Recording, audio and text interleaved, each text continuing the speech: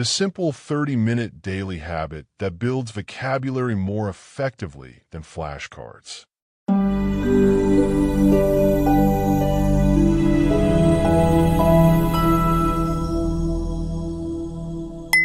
Hello, my wonderful friends and language enthusiasts. Welcome back to LMJ English, your favorite channel for authentic English learning stories. I'm thrilled to have you join me today for this remarkable tale about finding one's voice in a new language. Before we dive into this transformative journey, make sure you hit that subscribe button and turn on notifications to never miss our weekly stories designed to help you improve your English naturally. Today's story follows a determined language learner named Aria who discovers that the path to fluency isn't about memorizing textbooks or grammar rules, but about embracing practical, everyday techniques that revolutionize how we approach language learning. So sit back, relax, and let this story inspire your own language journey. The language journey, finding my voice. A chance encounter on the train. It was a beautiful summer day as I boarded the train, unaware that this journey would change my life forever. My name is Aria, and at that time, I was just a beginner in English with a limited vocabulary and shaky confidence. As I settled into my seat, I noticed two women sitting opposite me, conversing fluently in English. Their words flowed effortlessly like a gentle stream, while I struggled to understand more than a few scattered phrases. Despite my limitations, something inside me pushed me to try. With a racing heart and a deep breath, I mustered the courage to speak to them in my basic English. To my surprise and delight, they understood what I was trying to say. Their encouraging smiles gave me the confidence to continue. I explained that I was learning English and wanted to improve. The women revealed they were from England, returning home from a conference. Our conversation lasted just 10 minutes before I had to get off at the next station, but in that brief encounter, something magical happened. Before we said goodbye, they gave me their address and phone number, invited me to visit them in England. As the train pulled away, I stood on the platform with a piece of paper in my hand and a newfound determination in my heart. That short interaction sparked a fire within me. I realized that language wasn't just about textbooks and classroom exercises. It was a living bridge connecting people from different worlds. I decided then and there that I would work harder than ever to improve my English. I wanted to be able to connect with people, to express my thoughts clearly, and perhaps one day, to visit those kind women in England. The train journey that day was supposed to be ordinary, just a means of getting from one place to another.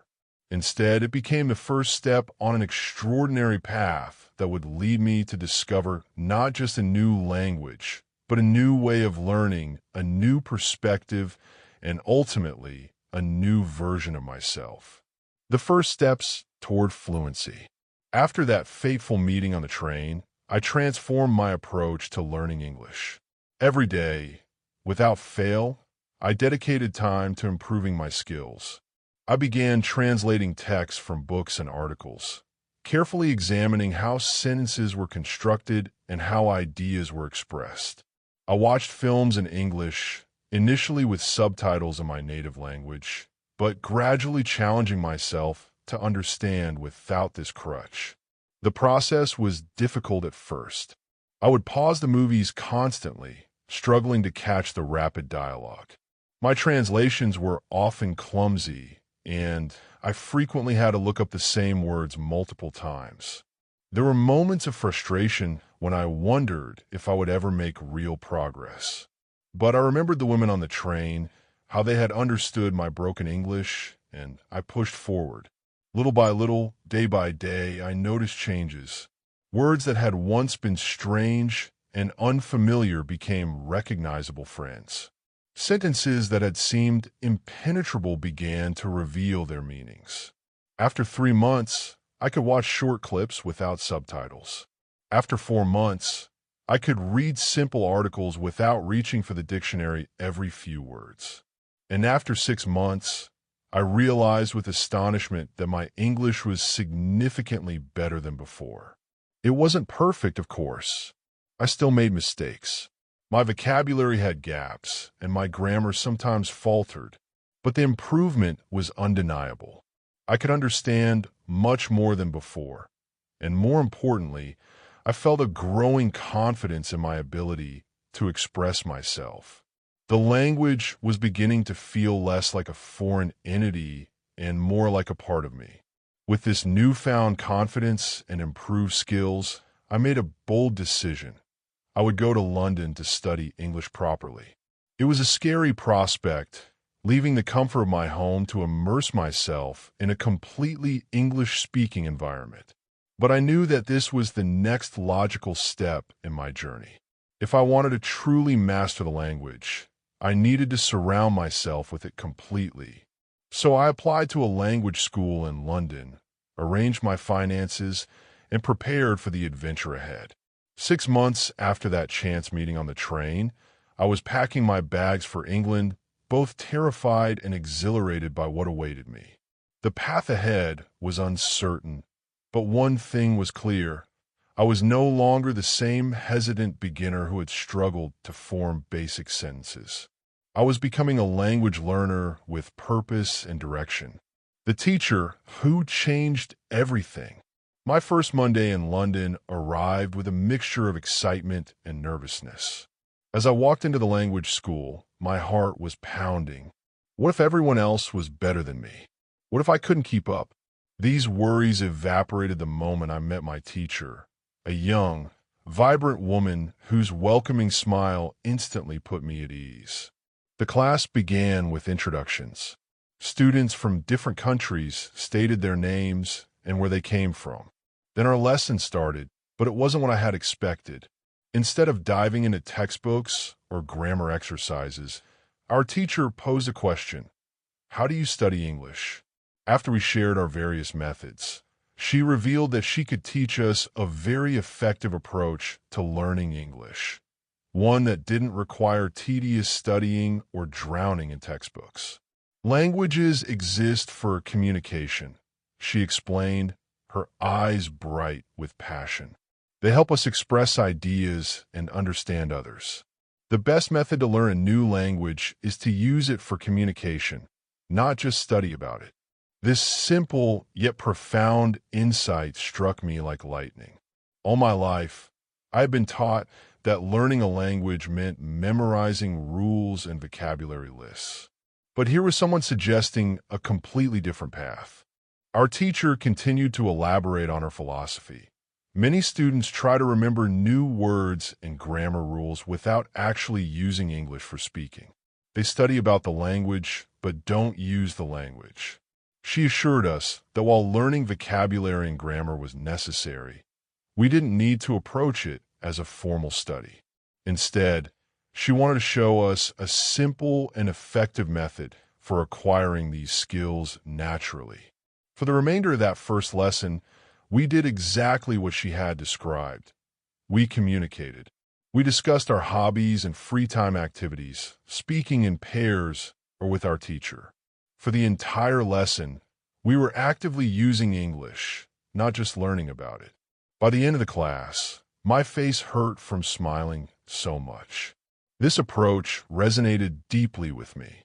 It felt right, natural, and most importantly, enjoyable. As I walked home that evening, I reflected on how different this was from my previous experiences with language learning. Traditional methods had often left me feeling inadequate and overwhelmed. But this new approach made me feel capable and energized. I was no longer just studying English. I was living it. And that realization filled me with a sense of possibility I had never experienced before. This wasn't just a new method of learning. It was a new way of thinking about language itself. My teacher had shown me that English wasn't a subject to be conquered, but a tool to be used, a medium for connection rather than a barrier to overcome. And with this perspective shift, everything changed. I went to bed that night eager for the next day's lesson, no longer anxious about my language journey, but excited for what lay ahead. The secret to vocabulary growth? On our second day of class, a question arose that had plagued me throughout my language learning journey. What is the best method to learn new words? Our teacher's answer was simple yet revolutionary. For me, reading is the best, she said. If you read, you learn faster than people who don't. It's good to read for 30 minutes every day. She then shared a strategy that would transform my approach to vocabulary acquisition. It's very important that the book or text which you read is interesting for you, she emphasized. The book can be a nice story, or the text can have some interesting information for your job or hobby. Don't read a text which isn't interesting for you. Her method was refreshingly straightforward. When encountering an unfamiliar word, look it up in a dictionary, understand its meaning, and then continue reading. No need to write down the word, create flashcards, or force memorization. Just translate and move on, focusing solely on understanding the text. The magic happened through repeated exposure, seeing how words connect to others in sentences and naturally absorbing their usage. I was skeptical at first. How could something so simple be effective? Traditional language courses had always emphasized the importance of vocabulary lists and memorization exercises. But I decided to trust my teacher and give this method a try. That evening, I found a simple English novel about a detective solving a mystery, a genre I enjoyed in my native language. For 30 minutes, I read slowly, dictionary in hand. I encountered many unfamiliar words and dutifully looked them up before continuing. Sometimes I had to look up the same word multiple times within a few pages, which initially felt frustrating. But I remember my teacher's advice and didn't worry about it. I focused on enjoying the story and understanding what was happening. After a week of this daily practice, something remarkable began to happen. Words I'd looked up multiple times started to stick in my memory. I began recognizing them instantly without needing the dictionary. Even more surprisingly, I started to develop an intuitive sense of how these words should be used in different contexts. During class discussions, I found myself naturally incorporating these new words into my speech. They weren't just isolated vocabulary items I had memorized. They were living parts of the language I was beginning to inhabit. Reading hadn't just taught me individual words. It had shown me how those words lived and breathed within the ecosystem of English. Beyond vocabulary, I noticed my grammar improving without explicit study. Seeing correct sentence structures repeatedly in my reading material imprinted these patterns in my mind. I began to develop a feel for what sounded right in English, even without knowing the formal rules. This approach to vocabulary learning freed me from the pressure of trying to memorize long lists of disconnected words. Instead, I was absorbing language naturally in context through material that genuinely interested me. It transformed vocabulary acquisition from a chore into a pleasure, and the results spoke for themselves. My English was expanding not through force, but through genuine engagement with the language. Finding my place in a new world. After class one day, I decided it was time to find a job, not just for money, but as another opportunity to practice English in real situations. At the job center, I asked what positions would be suitable for a student like me. The advisor suggested working as a cleaner or a waiter in a cafe. Despite having no experience in either, I was told my English was good enough for cafe work, where I could interact with customers. I was offered a job starting Thursday, and I accepted with a mixture of excitement and trepidation. How would I manage in a fast-paced environment with my limited English? Would the customers be patient with me? Will my boss regret hiring someone so inexperienced? These questions swirled in my mind as I prepared for my first day. Thursday arrived, and I made my way to the cafe with butterflies in my stomach. I expected a traditional, perhaps somewhat stuffy establishment, but what I found instead surprised me completely. The cafe was modern and vibrant, selling not just coffee and tea, but also delicious chocolate cakes and sandwiches. Even more surprising was my boss, a young woman only 25 years old who had been working there for over 2 years. Despite her youth, she was incredibly knowledgeable and professional. She patiently showed me how to prepare coffee, wash dishes, and interact with customers. The amount of information was overwhelming. I retained perhaps only 20% of what she told me that first day. But instead of becoming frustrated, she simply let me learn by doing, gently correcting me when I made mistakes. Her approach reminded me of my English teacher's philosophy, learning through actual practice rather than theory. Just as I was learning English by using it rather than studying it, I was learning to be a barista by making coffee rather than reading about it. The parallels were striking and reinforced the effectiveness of this hands-on method. My first few days were challenging. I struggled to remember the different coffee types and occasionally mixed up orders. My hands trembled when handling hot drinks, and sometimes I had to ask customers to repeat themselves when I couldn't understand their accents. But with each shift, I grew more confident. My boss's friendly corrections and the regular customers' patience helped me improve rapidly. Working at the cafe became more than just a job. It became another classroom for my English education. I learned vocabulary specific to coffee and food service that I would never have encountered in textbooks. I practiced small talk with customers, developing the ability to chat naturally about weather, local news, and daily life. I even began to understand different British accents and colloquialisms that weren't taught in school. By the end of my second week, I was handling simple orders independently and could converse comfortably with regular customers. The cafe had become a place where I belonged, where I contributed value and built relationships. It was exhausting to work and study simultaneously, but the rapid improvement in my practical English skills made every tired moment worthwhile. This experience taught me that language learning doesn't have to be confined to classrooms and textbooks. The real world offers countless opportunities to practice and improve if we're brave enough to seek them out. My cafe job wasn't just providing extra money. It was providing invaluable real-world language experience that no classroom could replicate. The shadowing revolution? One day in class, a quiet Korean student raised a concern that resonated with many of us: his struggle with pronunciation.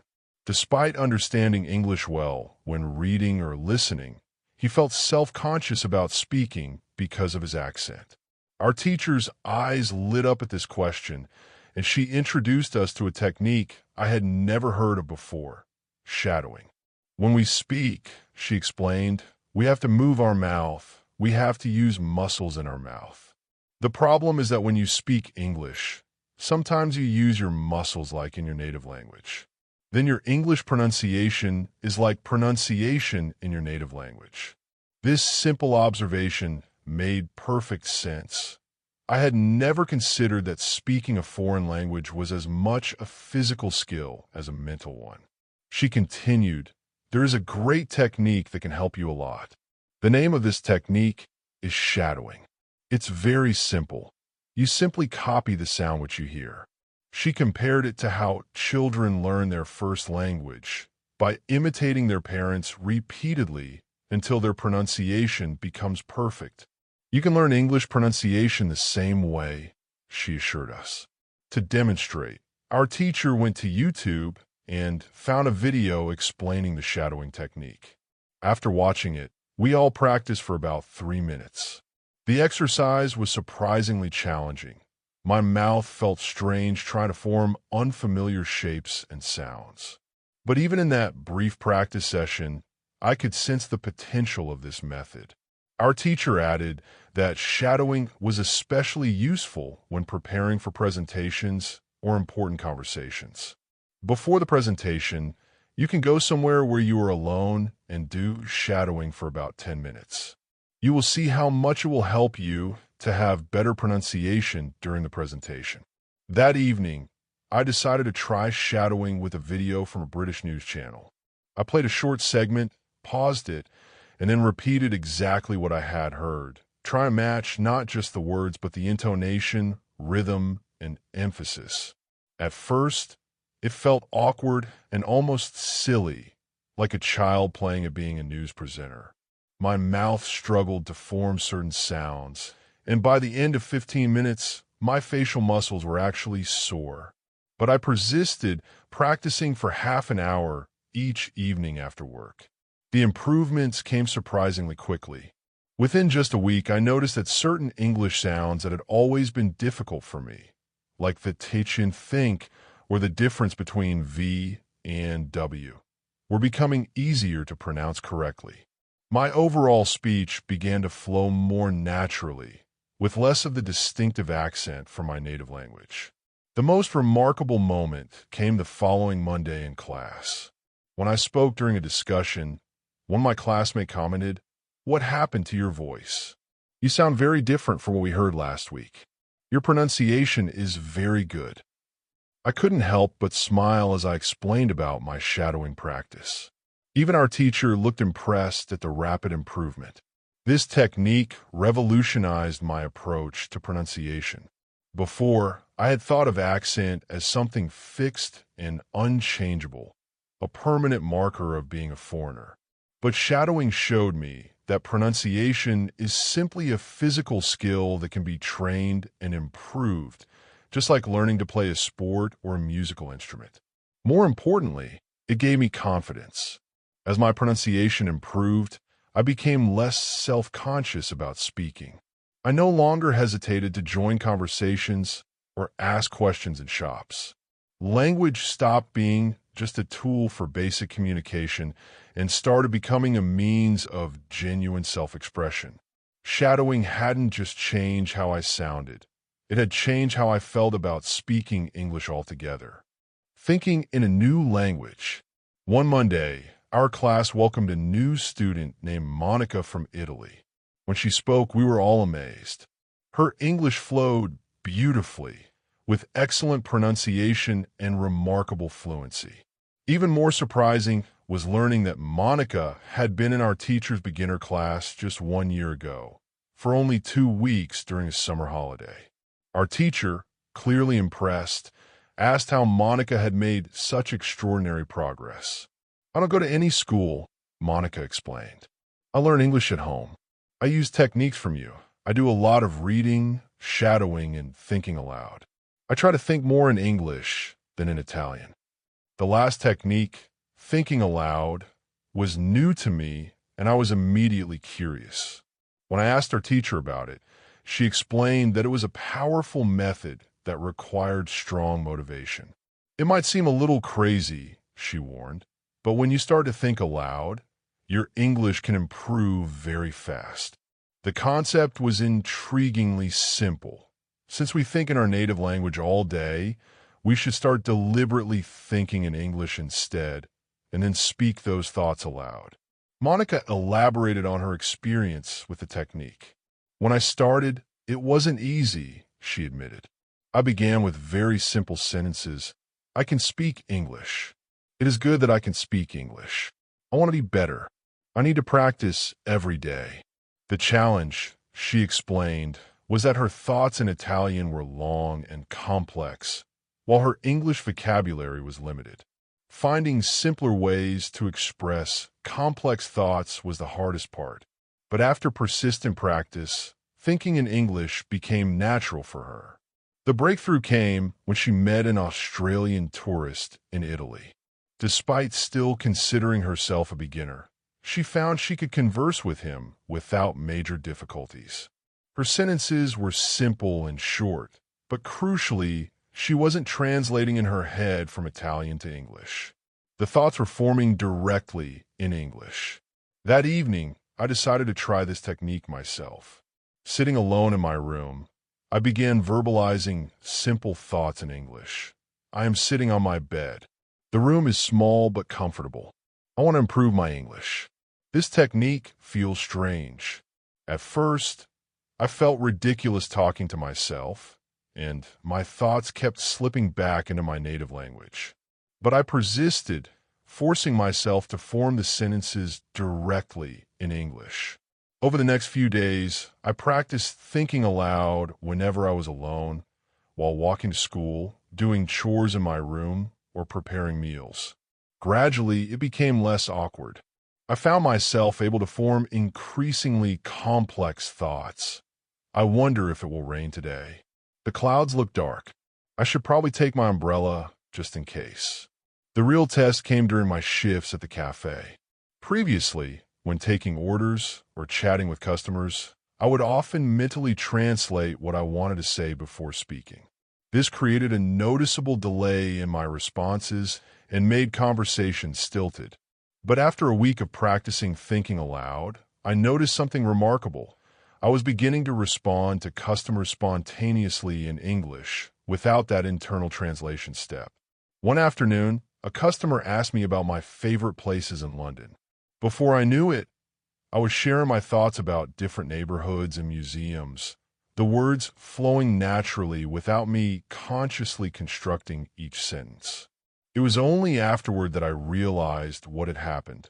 I had been thinking directly in English, bypassing my native language entirely. This was a profound shift in my relationship with English. The language was no longer just a code I was laboriously translating into. It was becoming a natural medium for my thoughts. Thinking aloud had accelerated this transition, helping me internalize English in a way that felt almost magical. What Monica had achieved in a year suddenly seemed possible for me too. Not just learning English, but living in it. Grammar without textbooks? On Friday, a question arose that had been on my mind as well. I'm not sure if I speak correctly. I'm not sure if I use correct grammar. Can you help me with what to do if I want to learn grammar? Our teacher's response challenged everything I had previously believed about language learning.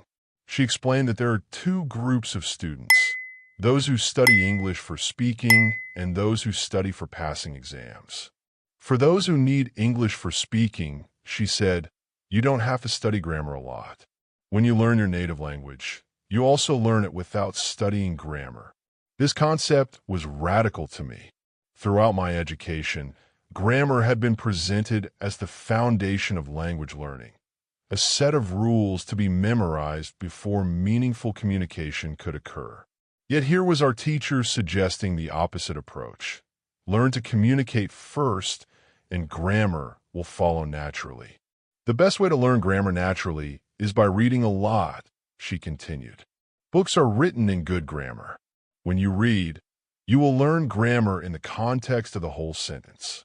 She also recommended shadowing as a way to practice correct grammar patterns unconsciously, simply copying sentences with proper grammar rather than trying to memorize abstract rules. For those still interested in studying grammar formally, she suggested a website called Grammar in Levels that organizes grammar rules according to different proficiency levels. After class, I immediately visited the site and discovered it was indeed a helpful resource, with grammar points organized according to vocabulary levels, 1,000, 2,000, and 3,000 words. What struck me most was how liberating this approach felt. For years, I had struggled with grammar drills and exercises that seemed disconnected from actual communication. I would memorize rules, only to freeze when trying to speak, overthinking every sentence construction. Our teacher's method invited a completely different relationship with grammar, one based on absorption rather than analysis. In the following weeks, I committed to reading more extensively. I chose novels slightly above my comfort level and read them without obsessing over every unknown word or grammar structure. I simply absorbed the language as it appeared naturally on the page.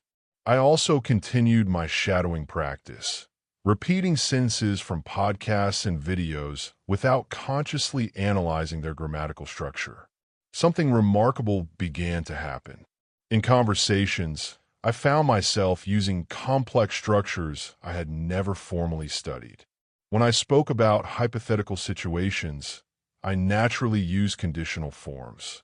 When relating past events, the correct tense sequence emerged without conscious effort. My grammar wasn't perfect, but it was functional and improving through use rather than study. This experience made me realize that grammar isn't just a set of abstract rules. It's patterns of language that our brains can absorb naturally through exposure. Just as children learn to speak grammatically without studying syntax or verb conjugations, adult language learners can acquire grammar through immersion and practice. I still occasionally visited the Grammar and Levels website when I wanted to clarify a specific point, but it was no longer my primary approach to grammar learning. Instead, I trusted the process of natural acquisition through reading, listening, and speaking. Grammar had transformed from an obstacle to be conquered into a natural component of language that I was absorbing every day through meaningful engagement with English. This shift in perspective made me enjoy my language learning journey far more, without the pressure to master every rule before speaking. I felt free to express myself more spontaneously, and paradoxically, this freedom led to faster improvement in my grammatical accuracy than all my previous formal study had achieved. Measuring my language growth. One Monday, our teacher asked us what we had done over the weekend. When I mentioned my job at the cafe, one of my classmates interrupted, "What happened to your voice? You sound very different from what we heard last week. Your pronunciation is very good." Her comment caught me by surprise, but it was a welcome validation of my efforts with the shadowing technique. This exchange sparked a discussion about measuring progress in language learning. Our teacher asked if anyone knew how many English words they knew. Interestingly, none of us could answer with certainty. We identified as intermediate students, but we had no concrete way to quantify our knowledge or track our improvement over time. Our teacher then introduced us to a website called testlanguages.com, which offered a simple two-step test to measure vocabulary size. You can do the test every month and see how much you improve during that month, she suggested. Immediately intrigued, I pulled out my smartphone and took the test.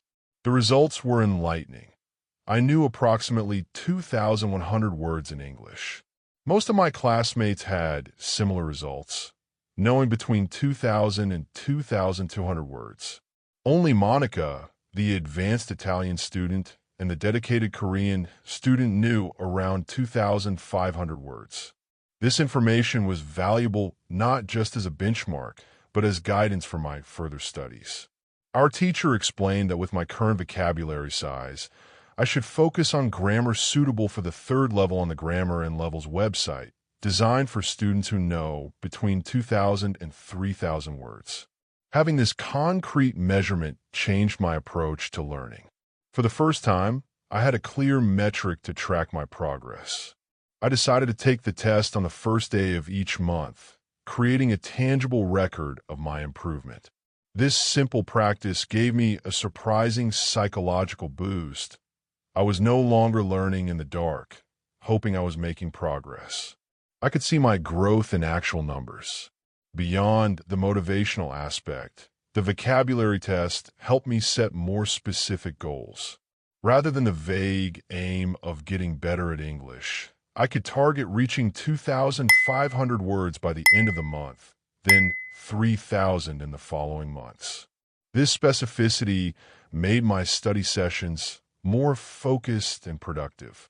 I also began to understand the relationship between vocabulary size and overall language proficiency.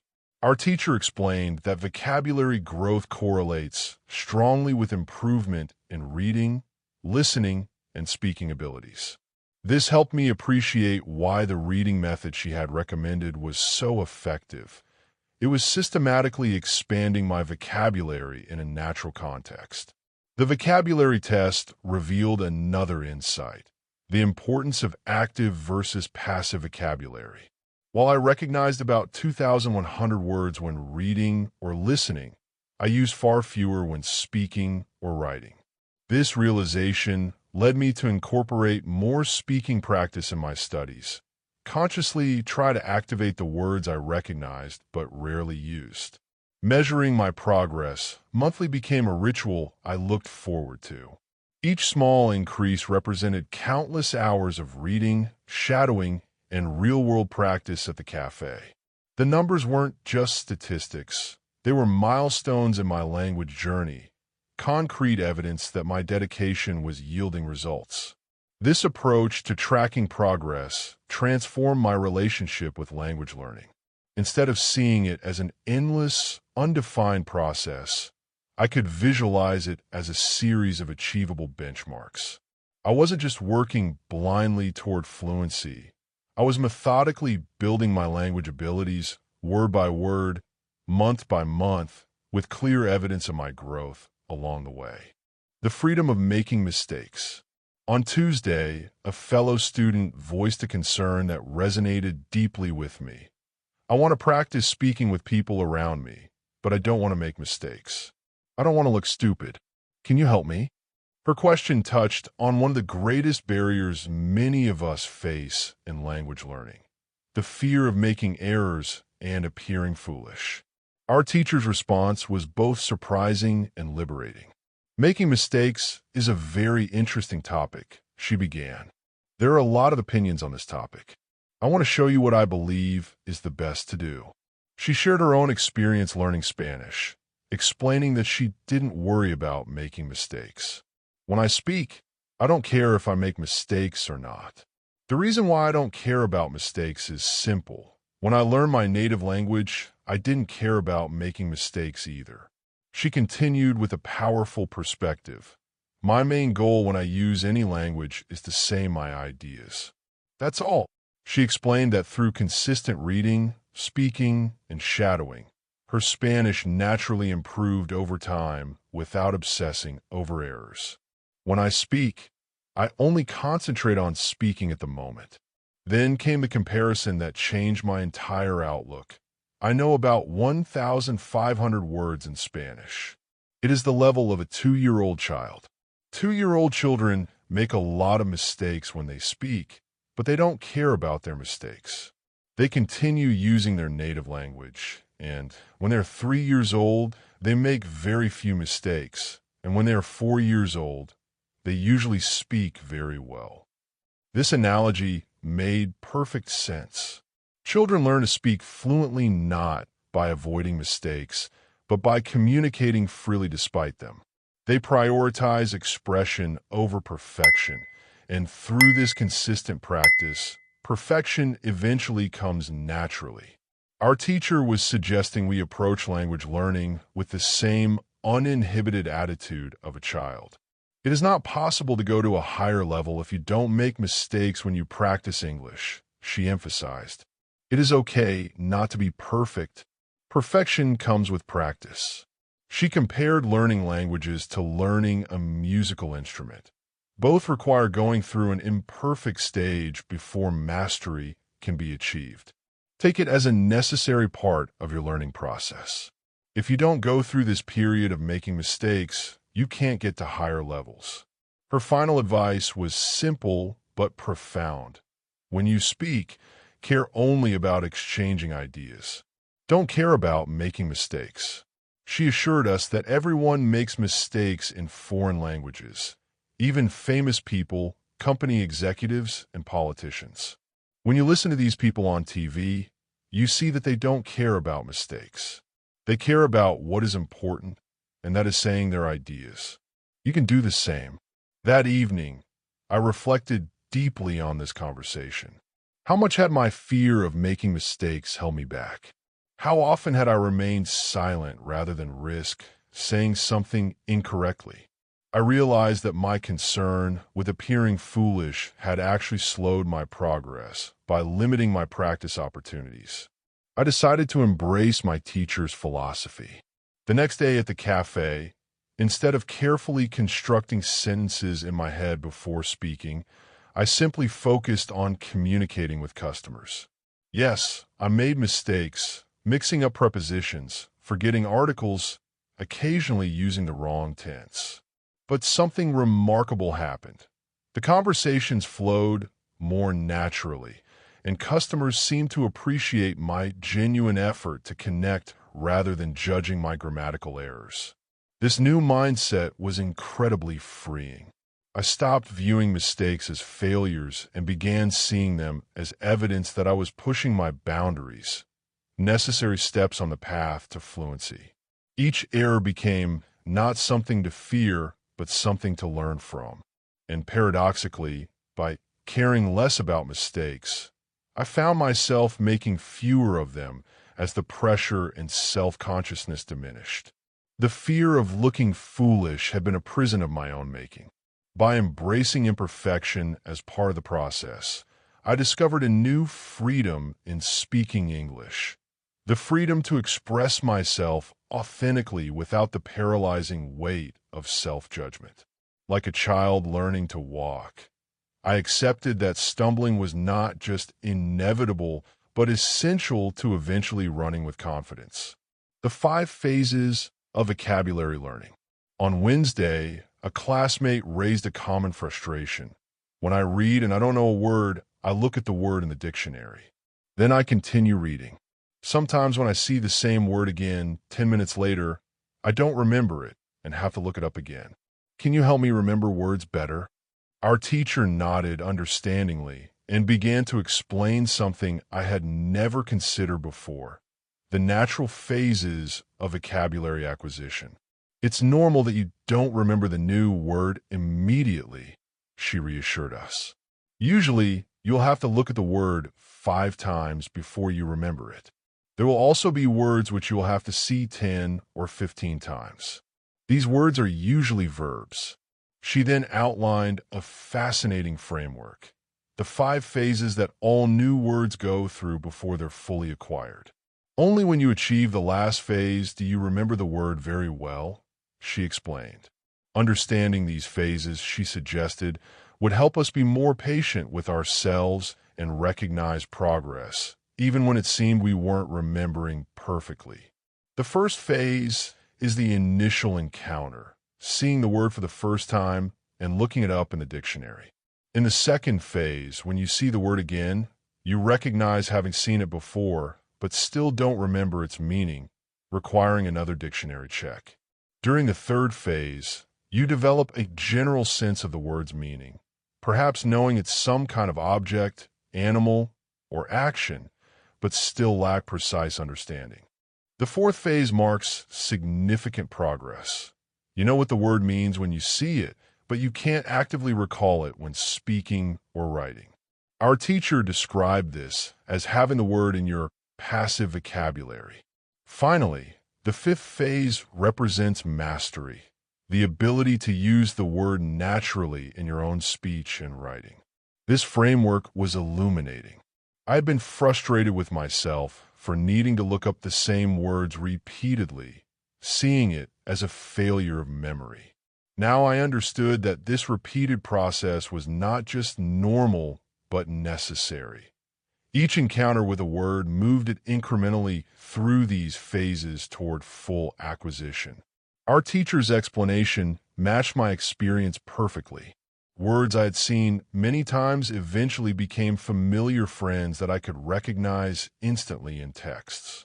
Later, some of these words began appearing naturally in my speech at the cafe or during class discussions, evidence that they had completed the journey from unknown to active vocabulary. With this new understanding, I changed my approach to vocabulary learning. I stopped feeling disappointed when I couldn't remember a word after 1 or 2 encounters. Instead, I recognized each dictionary lookup as a step in the natural progression toward mastery. I also began to notice when words moved from one phase to another, celebrating these small shifts as meaningful progress. I realized that language learning wasn't about perfect memorization, but about exposure and gradual internalization. Just as a friendship develops through repeated interactions over time, My relationship with each new word needed multiple encounters to grow from stranger to acquaintance to trusted companion. This perspective transformed my reading practice. Rather than seeing forgotten words as failures, I viewed each re-encounter as strengthening the neural pathways that would eventually make that word a permanent part of my vocabulary. Reading became less about immediate mastery and more about building relationships with words through consistent exposure. Perhaps most importantly, understanding these phases freed me from unrealistic expectations. I stopped comparing myself to others who seemed to learn words faster, recognizing that we all move through these phases at our own pace. Some words would take 5 encounters to reach active vocabulary. Others might take 15 or more. The key wasn't speed, but persistence, continuing to expose myself to English through reading, listening, and speaking. With this patient, phase-conscious approach to vocabulary learning, I found myself enjoying the process more and actually retaining words better. By removing the pressure for immediate memorization, I created the mental space for natural acquisition to occur, just as it had when I learned my first language as a child. Beyond the classroom to real confidence. After class one day, I decided to explore extracurricular activities at the school. At the reception desk, I inquired about sports opportunities and discovered the school had both a table tennis team and a football team. Learning that football training was scheduled for that very evening at 5 p.m., I felt a surge of excitement. Sport had always been an important part of my life, and I saw this as another opportunity to integrate myself into the English-speaking community. That afternoon, I arrived at the training session with a mixture of nervousness and anticipation. To my delight, the team was incredibly diverse, with players from Brazil, Japan, Russia, Spain, Argentina, and Italy.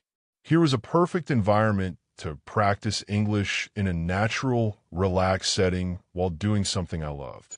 During our first practice, communication was sometimes challenging. Football terms I knew well in my native language were unfamiliar in English.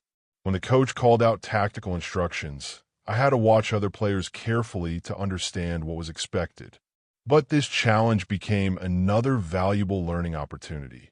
Acquiring specialized vocabulary in a context where its meaning was immediately clear through action. After training, the team usually spent time chatting, discussing the practice, or planning weekend activities. These casual conversations proved invaluable for my language development. Unlike the structured environment of the classroom, these interactions were spontaneous and authentic. I learned colloquial expressions, slang, and humor that textbooks never covered. My involvement with the football team also accelerated my cultural integration. Through my teammates, I gained insights into British culture and customs that went far beyond what tourists typically experience. They invited me to local events, recommended hidden gems in London, and shared perspectives on everything from British politics to music. The real highlight came when our coach told me I would be playing in an upcoming match against a team from Cambridge.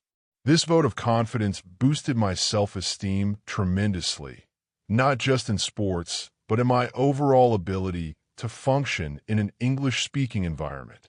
I was no longer just a language student struggling to communicate.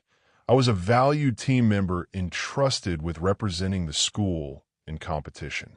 Preparing for the match gave my language learning additional purpose.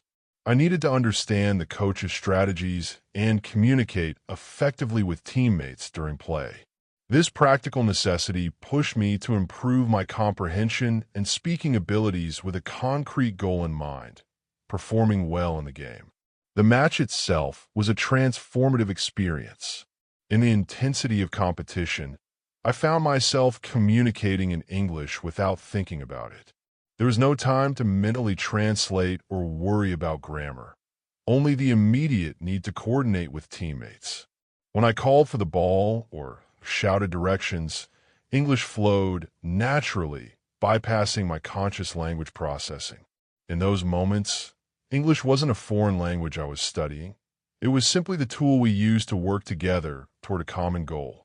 Though our team didn't win the match, the experience was a personal victory. My teammates complimented my play and, more surprisingly to me, the clarity of my communication during the game. One Brazilian player remarked that he was impressed by how quickly I had progressed with English since joining the team just a few weeks earlier. This experience taught me that language learning extended far beyond formal education.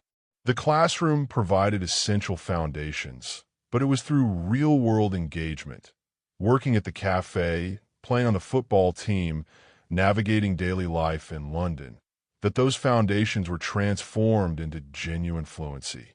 Most importantly, these activities build a confidence that no amount of study could provide. Each successful interaction, whether taking a customer's order, participating in team training, or playing in the match, reinforced that I could function effectively in English. This growing confidence created a positive cycle. The more confident I felt, the more I engaged with English speakers, and the more I engaged, the more my skills improved. Looking back on my journey from that first timid conversation on the train to playing in a competitive football match in London, I realized how far I had come. Not just in language ability, but in the courage to put myself in challenging situations and the confidence to express myself authentically in a new language and culture. And there you have it, friends. Aria's remarkable journey from hesitant beginner to confident English speaker. I hope her story has shown you that language learning isn't about memorizing endless lists of vocabulary or drilling yourself on grammar rules. It's about connection, communication, and the courage to use what you know, however imperfect it might be. If there's one thing to take away from Aria's experience, it's that the path to fluency lies not in textbooks, but in lived experience, in reading what interests you, in shadowing native speakers, in thinking aloud in your new language, and in seeking opportunities to use English in real-world situations that matter to you. I'd love to hear about your own language learning journeys. Have you tried any of the techniques Aria used? What challenges are you facing in your English studies? Share your experiences in the comments below, and let's create a community of support and encouragement for each other. If you found this story inspiring, please give it a thumbs up, share with friends who are on their own language learning paths, and don't forget to subscribe to LMJ English for more stories that will help you improve your English naturally. Hit that notification bell so you never miss our new uploads. Thank you so much for joining me today. Until next time, keep reading, keep speaking, and remember, every conversation, no matter how simple, brings you one step closer to fluency. See you in our next story. Key vocabulary. Encounter. Now in a meeting, especially one that is unexpected or brief. Example. Her chance encounter on the train changed her entire approach to learning English. Fluency. Noun the ability to speak a language easily, smoothly, and expressively. Example. After months of practice, she achieved remarkable fluency in her conversations. Shadow. Verb to repeat exactly what someone says immediately after they say it, as a language learning technique. Example. He shadows news presenters every day to improve his pronunciation. Immerse. Verb to involve oneself deeply in a particular activity or interest. Example. She decided to immerse herself completely in English by moving to London. Breakthrough. Noun a sudden, dramatic, and important discovery or development. Example. Using the thinking aloud technique led to her biggest breakthrough in speaking. Acquisition. Noun the process of gaining knowledge or skills. Example. Natural vocabulary acquisition happens through extensive reading. Memorization. Noun the process of committing something to memory. Example. She found that memorization was less effective than contextual learning. Persistence. Noun firm, or obstinate continuance in a course of action despite difficulty. Example: her persistence in practicing every day eventually paid off. Integration, noun the action or process of combining things. Example: his integration into the football team improved both his language and social skills. Barrier, noun a circumstance or obstacle that prevents communication or progress. Example: fear of making mistakes created a significant barrier to her speaking practice. Exposure, noun the state of being in contact with something. Example: regular exposure to native speakers accelerated her learning. Technique, noun a skillful or efficient way of doing or achieving something.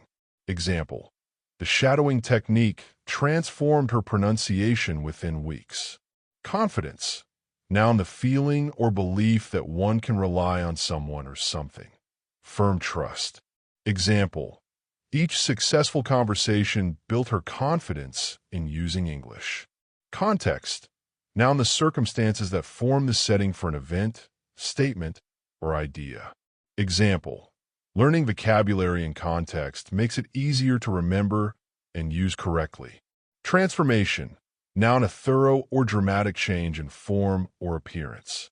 Example: her language abilities underwent a complete transformation during her time in London. Inhibition, noun a feeling that makes one self-conscious and unable to act naturally. Example: overcoming his inhibitions about speaking was his greatest challenge. Plateau, noun a state of little or no change following a period of activity or progress. Example: after reaching a plateau in her learning, trying new techniques helped her advance again. Internalize, verb to make attitudes or behavior part of one's nature by learning or unconscious assimilation. Example: through consistent practice, she internalized many common English expressions. Perspective, noun a particular attitude toward or way of regarding something, a point of view. Example: her teacher's perspective on making mistakes changed her entire approach to speaking. Milestone, noun a significant stage or event in the development of something. Example: reaching 2,500 words in her vocabulary was an important milestone in her language journey.